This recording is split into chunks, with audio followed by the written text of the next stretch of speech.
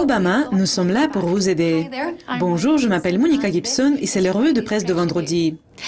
Le vote pour rejeter l'accord nucléaire de l'Iran a échoué à Washington après que les démocrates du Sénat se sont réunis et ont bloqué les efforts des républicains pour faire échouer l'accord historique. Depuis que les États-Unis, la Grande-Bretagne, la France, l'Allemagne, la Russie et la Chine ont initialement annoncé l'accord avec l'Iran en juillet, les semaines de discorde ont suivi. La victoire de la nuit dernière n'a pas été une exception. Comme après des heures d'âpres débats, le vote de procédure a manqué 2 voix des 60 voix requises pour briser l'obstruction démocratique et a enfin remis à Obama une victoire majeure de la politique étrangère.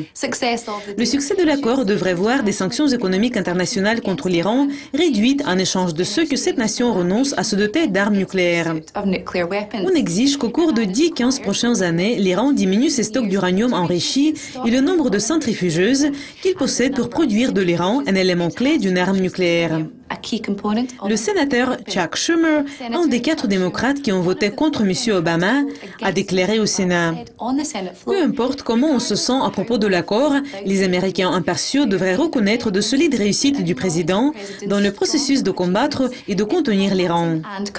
Bien que les opposants doivent encore jusqu'au 17 septembre éliminer certains démocrates qui ont soutenu la Maison-Blanche, le vote de jeudi signifie qu'il est presque certain que M. Obama peut aller de l'avant avec l'accord sans devoir opposer son veto à une résolution du Congrès critiquant sa diplomatie.